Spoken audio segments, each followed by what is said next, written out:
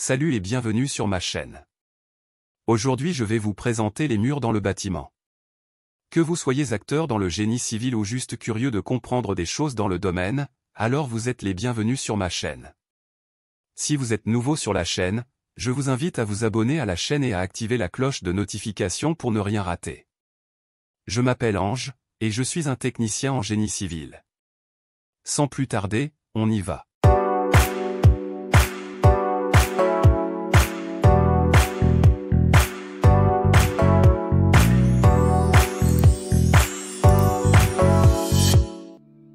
Les murs sont l'une des composantes essentielles de tout le bâtiment. Ils fournissent une structure solide pour la construction, protègent contre les éléments extérieurs et fournissent une isolation acoustique et thermique.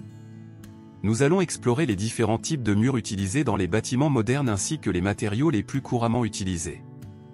Commençons par les murs porteurs, qui sont les murs qui supportent le poids du bâtiment.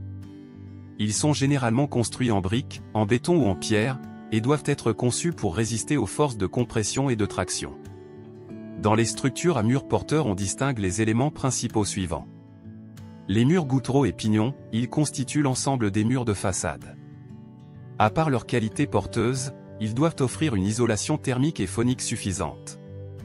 Les murs de refend, ils servent souvent d'appui intermédiaire au plancher et assurent un contreventement de la construction. Les murs des chiffres sont destinés à supporter l'escalier. Les murs mitoyens qui séparent deux bâtiments appartenant à deux propriétaires différents ou séparent une cour et un jardin appartenant à deux propriétaires différents.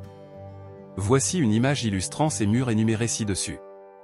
Nous lisons clairement les murs de refend, les murs des chiffres, les murs mitoyens, les murs pignons et autres. Les murs de soutènement, ils sont réalisés dans le but de limiter l'emprise occasionnée par les talus, soit en déblais, soit en remblai. Ils sont donc destinés à contenir la poussée des terres. On en distingue deux types principaux. Les murs poids s'opposent par leur poids propre à la poussée latérale des terres. Les murs légers offrent par la forme judicieusement étudiée de leur profil, une possibilité d'économie de matériaux, tout en étant d'une excellente stabilité.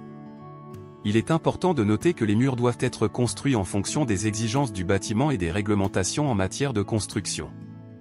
Les matériaux doivent être sélectionnés avec soin pour leur résistance, leur durabilité et leur sécurité.